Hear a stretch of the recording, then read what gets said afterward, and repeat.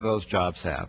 I'd like one other illustration of how this is happening. My good friend, Representative Lummis, who I've mispronounced my own kid's name. I'm sorry, do yours as well.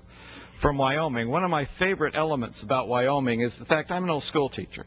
And this chart clearly shows that the blue line is what Wyoming pays their school teachers. The red line is what Montana pays their school teachers, and the only difference between those two states is Wyoming clearly realizes what can happen and how much good you can do when you develop the resources that are there in that particular state. I yield to the gentlelady from Wyoming. Thank you. I thank the gentleman from Utah for yielding, and the chart he shows is exactly right. The fact that Wyoming chose to develop its mining resources and Montana chose a path that retarded the development of its mining resources is the difference in the teacher salaries, as pointed out in that chart.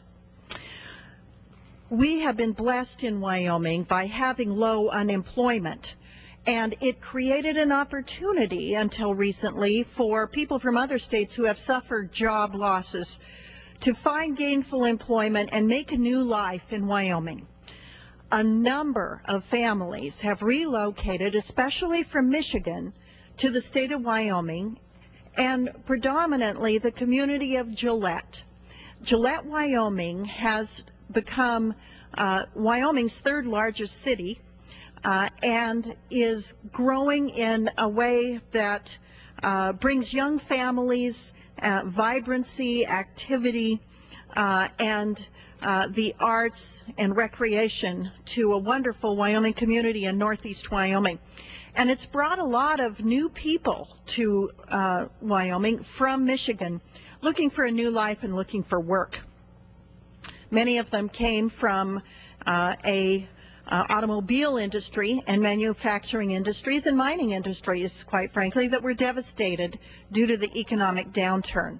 But they were able to find jobs in Wyoming, and we're so happy to have them.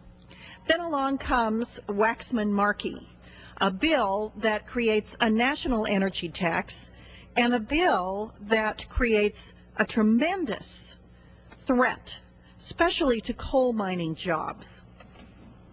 Jobs in the Wyoming mining industry are high-paying, 86% higher than the average wage in the state.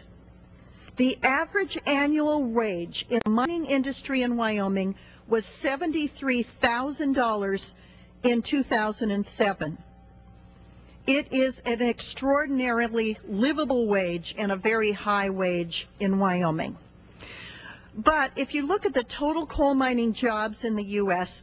and the changes in policy under Waxman-Markey and other bills going through this Congress, the outlook for those Michigan residents who have proudly relocated to Wyoming is not very prosperous. Job losses related to Waxman-Markey. Optimistic projections, total U.S. job loss in 5 years, 14,000 jobs lost in coal mining alone. A pessimistic number for job losses 5 years from now in coal mining alone, 35,000 jobs. Now let's project it out, because as you know, Waxman-Markey doesn't take effect completely until the year 2050. But let's just go out 10 years and 15 years. The projected loss in jobs in 10 years due to Waxman-Markey, under the most optimistic scenario that can be put together, 20,000 jobs lost in coal mining alone. And the pessimistic number, 67,000 jobs. That's the entire population of my community of Cheyenne and then some. And of course, 20 years out, the optimistic job loss in coal alone, 50,000 people. And the pessimistic number, 125,000 people in coal alone. These are not jobs that can be replaced by green jobs. These green jobs are not projected to pay 86% higher than the average wage in my state.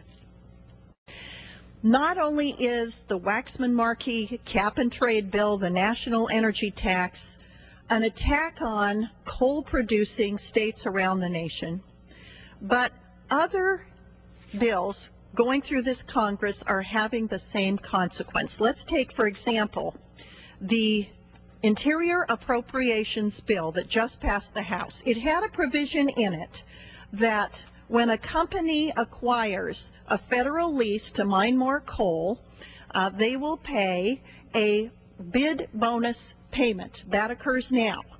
The problem is these bid bonus payments are such a large amount of money that they've been spread out over 5 years.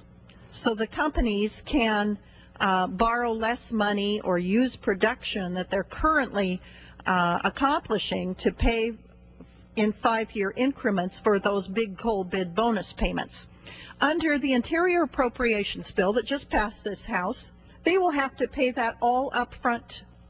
These are staggeringly large numbers in the tens of millions and sometimes hundreds of millions of dollars.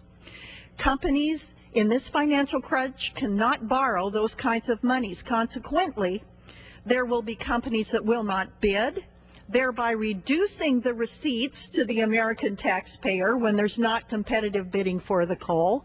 Or there may be no bids at all because no company can borrow enough money to pay the entire 5-year payment up front. One little amendment in an enormous bill with tremendous consequences to coal mining jobs that went through without discussion. And there are many such amendments on these bills every day that are an attack on jobs in this country, an attack on jobs in my state. The attack on jobs in the Appalachian states is unbelievable under the cap and trade bill. If I were in an Appalachian state, I'd be even more concerned than I am for my state of Wyoming. And as the #1 coal producing state in the country, I am tremendously concerned about the loss of jobs. These policies are not good for America. They're not good for my state. They're not good for the West. And they're certainly not good for the hardworking people of America.